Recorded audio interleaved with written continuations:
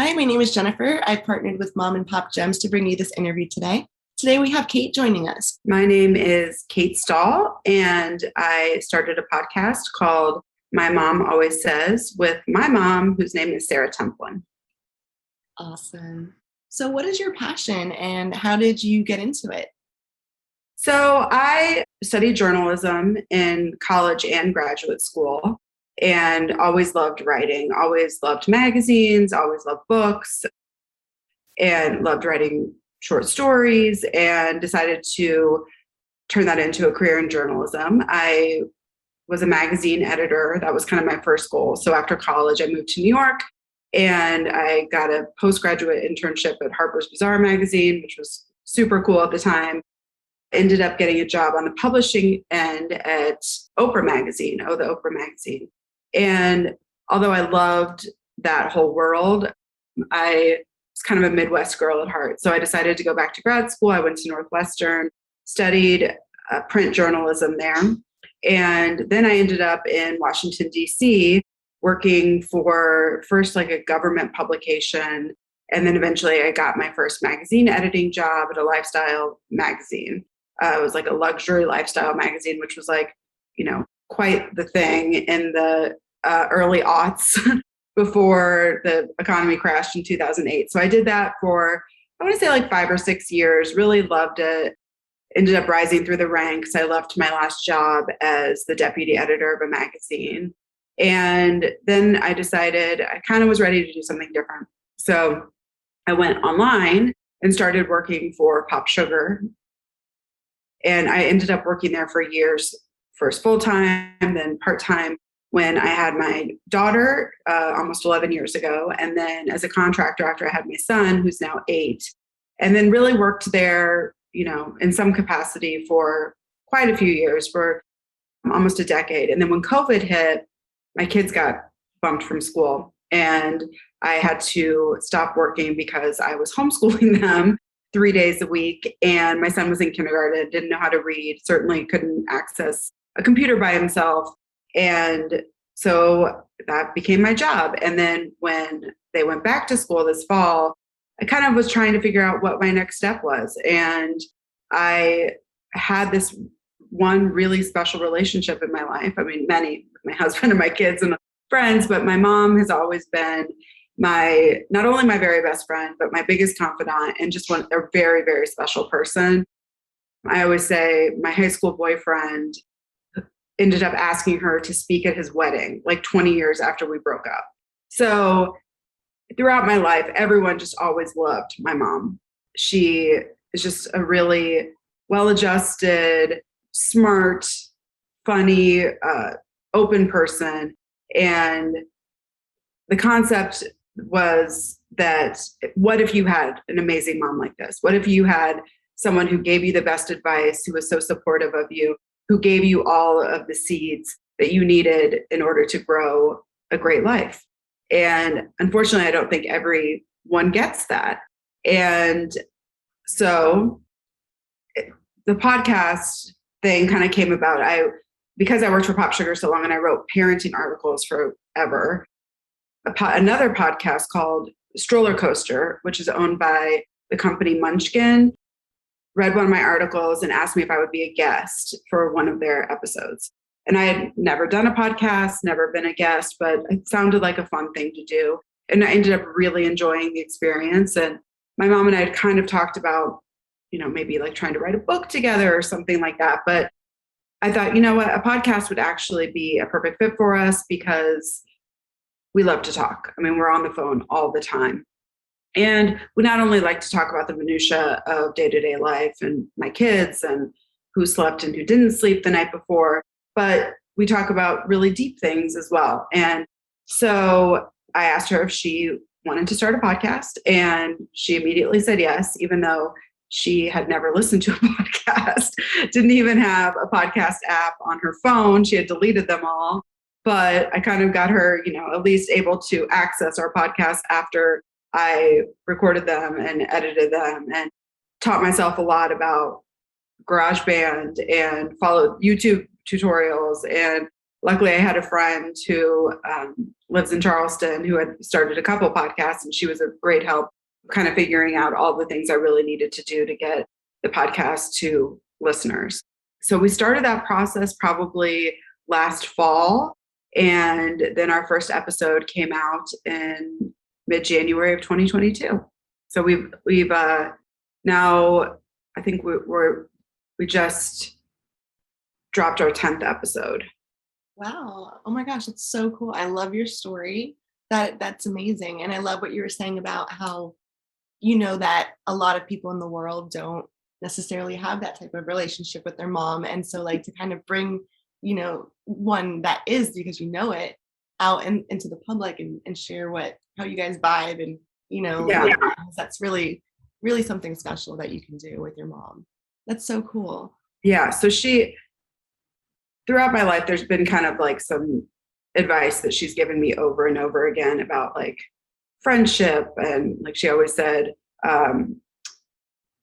appreciate your friends for what they can bring you. Don't expect them to do everything for you. So maybe you have one friend that, you love going shopping with. Maybe you have another friend who is really great at giving advice. Maybe you have another friend who, is great to travel with.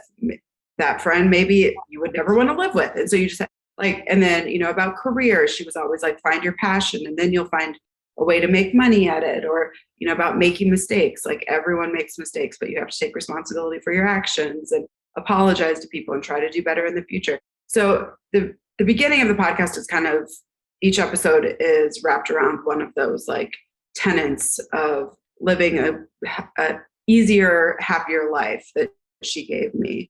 And then as we move forward, we're going to start interviewing guests about different things, but most of it is about parenting in some way or another. And I would say second tier, it's just about being a woman in the world and how to navigate, motherhood and career and marriage and life as life gets more complicated and, you're trying to juggle a lot. Yeah, definitely. I love the authenticity with all of that. Have there been any challenges, any personality conflicts going on behind the scenes, or is it always? No, luckily we are always on the same page. We don't really fight. And if anything, she has just been a great support. And because, she's 70 years old, she's a retired college professor. So, and like I said, she had never listened to a podcast before. So it was kind of understood from the start that she was going to be there to help me record every episode and be a huge part of the actual finished work. But the back end of figuring out how to actually record this thing, all the tech, all the editing was going to, all the social media, the promotion of it was going to have to be through me. And, that works just fine for both of us, I think.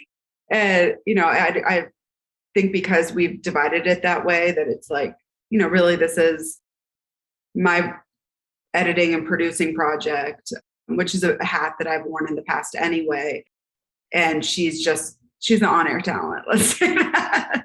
Yeah. Love that. But, that makes it more fun too when, everyone knows what they're doing and, yes. They kind of take charge in their own aspects. Yeah. But like the challenges of actually starting a podcast, definitely, I think because there's so many podcasts out there and it seems like everyone, has a podcast.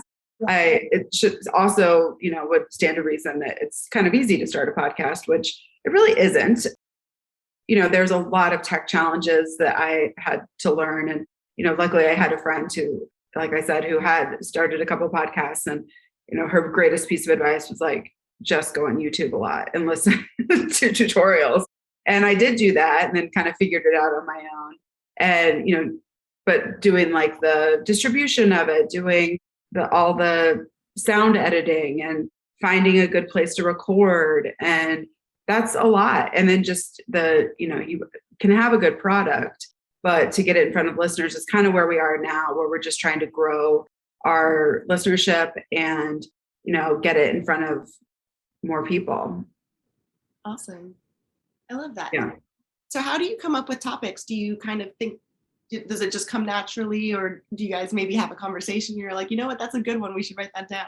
Or Yeah, we definitely. Oh, yeah, we definitely have a lot of conversations about it. And like because I wrote for so long, and when I wrote for Pop Sugar, I was writing, at one point like 3 to 7 articles a week, and then eventually it was more like 2 or 3.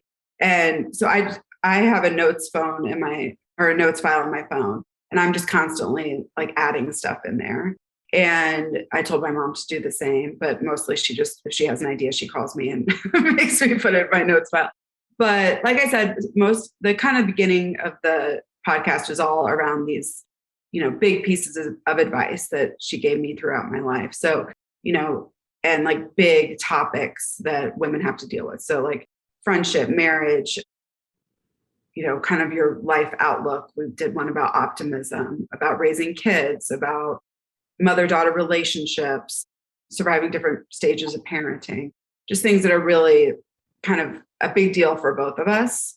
And then moving forward, we will do a lot of things still together. But then we're also going to bring in guests that have different sets of expertise. So like, for example, one of my friends is a psychologist and is really focused on helping people sleep better. And my mom and I are both big sleepers. So she's going to come on and kind of give some more like scientific advice on that. Or I have another girlfriend who's a teacher whose daughter was diagnosed with a really rare and usually fatal form of brain cancer when she was 2.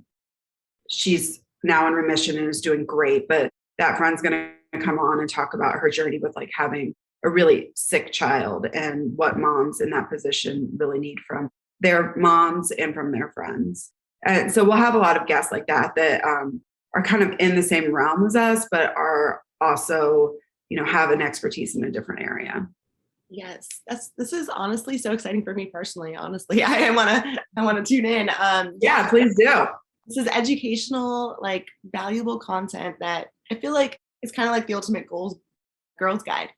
Yeah. I mean, hopefully. And, I'm 40, I'll be 43 next month and she's 70. So we definitely speak to an audience of like, we talk about having little kids like your stage, but my kids, because they're older now, we're kind of, we talk about having a tween and, my life is a lot different than it was 6 years ago because of my kids' stages. So I think we will eventually like have my sister-in-law and brother have a 1-year-old. So like we can kind of bring, hopefully they'll want to, they're not as big into podcasting as we are, but, have them come in and talk about what it's like to have, a little one. And yeah, so it's definitely been fun, and it's been nice just to have complete creative control over it. But I do think my magazine editing background helps me just kind of have some, story, like picking topics and have kind of an editor's brain about it, what's going to appeal to a wider variety of people. I mean, we could sit and talk about like, how my 11-year-old is a nightmare right now for an hour, but I don't think that would be as interesting unless you kind of open it up to like how to raise tweens and teens, so it has to be more general for a listenership. But I think, we try to keep it really personal as well and tell our stories and our, individual experiences. Awesome. Yeah, that's great. So you gave a lot of great tips. And I know that you have like the editing background to kind of inspire your creativity if you get like, maybe writer's block or something in terms of like, what should our next podcast episode be about? But what advice do you have for someone who is like brand new and they're just like, I love being on camera. I really want to do a podcast, but they don't necessarily have all of the experience? I would say make sure that you are filling a niche that isn't completely saturated, or that you can bring your own voice to it that will be interesting and different. Like when we decided to start this podcast, I went online and researched how many mom-daughter podcasts were out there, and I honestly didn't find any. And so I was like, okay, well, this is at least, there aren't 100,000 podcasts of moms and daughters talking. So that could be something interesting and different. I think, if we wanted to start a podcast talking about Bravo, which is another thing I love, and maybe we'll do a Bravo episode, but there are a lot of Bravo podcasts out there from, famous people and from people who have a really big following already. So what are you going to bring that's new? And then I think just realize that there's a huge learning curve at the beginning. The technology, the editing, all the different platforms that you have to become comfortable with can be very overwhelming. And there's a lot of ways to get your podcast out there. So, try to find someone, whether you know them personally or not, like another small podcaster that might be willing to talk to you for, a half an hour about what they did and why it's working for them or not working for them. My girlfriend gave me some great advice just about like, try to have, record an intro that you could use for every single episode, because otherwise you're going to record an episode with a guest and you're going to go back and, want to put it up and be like, oh no, I have to record another intro. Just simple tips like that make it easier. And I think just have a lot of patience with yourself. Certainly, like in the last just editing 10 episodes, I'm now editing much better than I did, a few months ago. It's gotten easier for me. And it's also, I think because I have an editor's brain, it's really fun for me to edit, but it is time consuming because if you have an hour-long episode, assume it's going to take you 3 hours to edit it. And then you're going to have to go back in and put your intro and your outro and your ads or whatever. And then I think one thing that I'm trying to do right now because until you kind of grow your listenership, it's hard to monetize your podcast.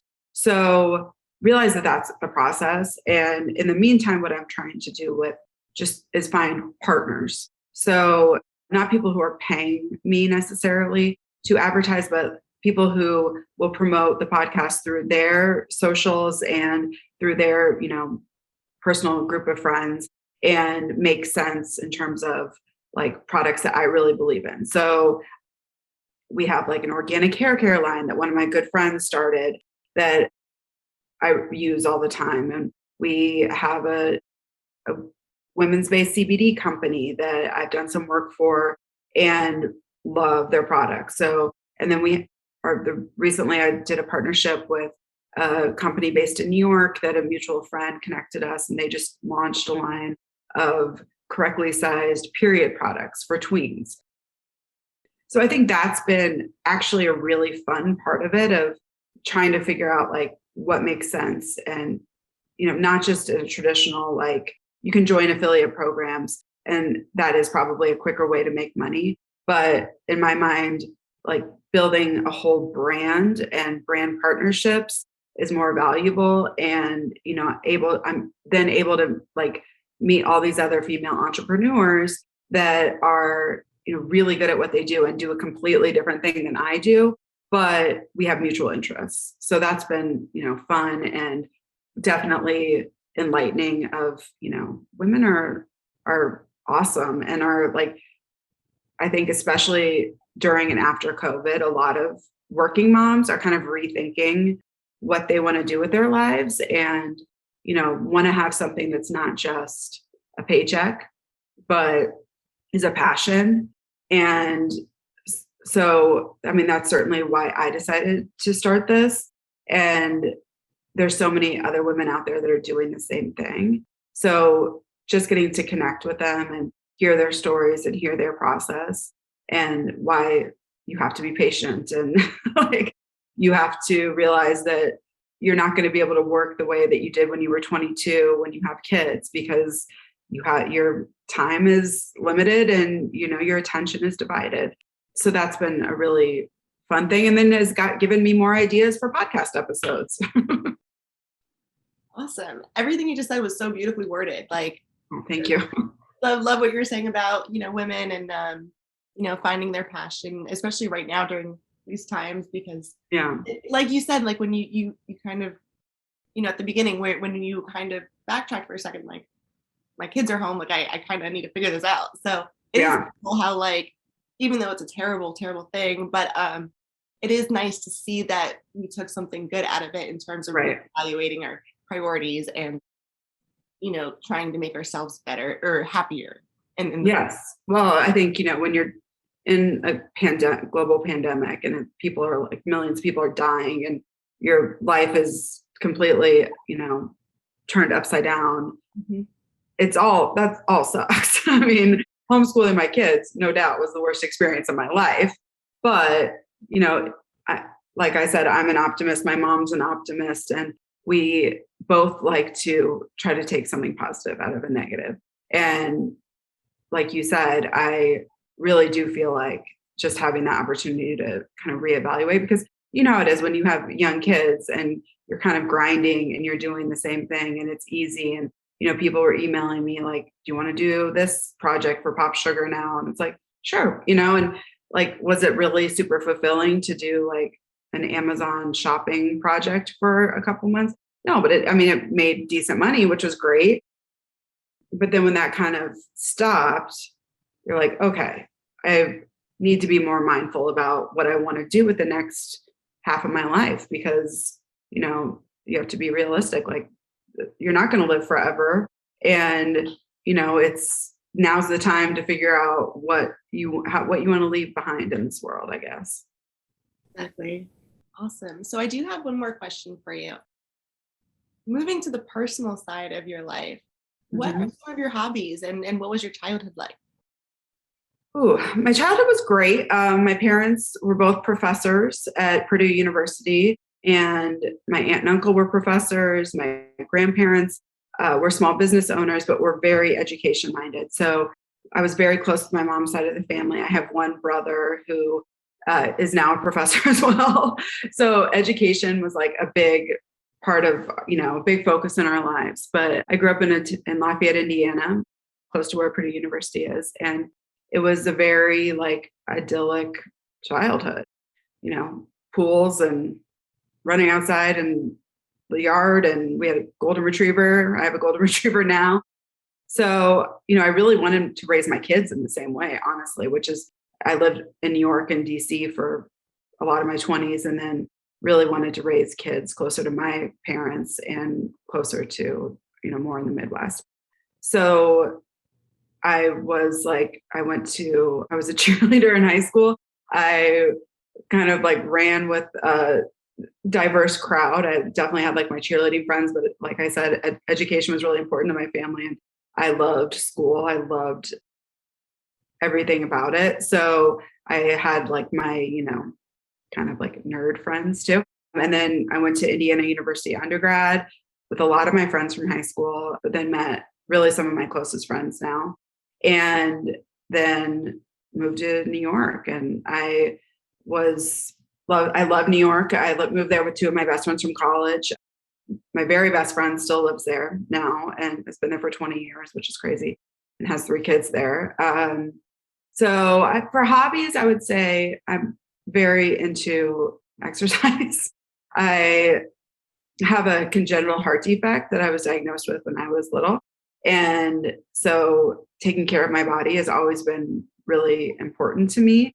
And I do a lot of like Pilates and yoga and bar and some cardio, but I exercise pretty much every day. I love reading. I'm a big reader and always have been. So, if I have a free moment, that's definitely a big thing for me. And then, like I said, I'm an unapologetic Real Housewives person. I love Bravo and I I love like, highbrow. I can watch like, your Apple Plus or HBO Max shows too, but at the end of the night, I usually just want to watch like my stories, my Real Housewives stories. That's awesome. Cool. Yeah. And then obviously I love to write too. So one of post pandemic, I started therapy about kind of trying to refocus on myself and my own needs after 10 years of parenting and really like shutting that part of me down in a lot of ways. And one of my therapist suggestions, which I really tried to take to heart, is just start writing like you did when you were a kid. So, sit down and write something, not for a publication, not because you have to, just for fun.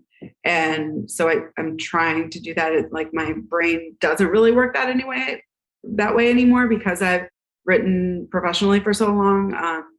So I find myself like writing something and be like, oh, I could submit that, but I'm trying to do that. And it really is a nice way to reconnect with like my younger self and remember why I started writing in the first place and what I really loved about it.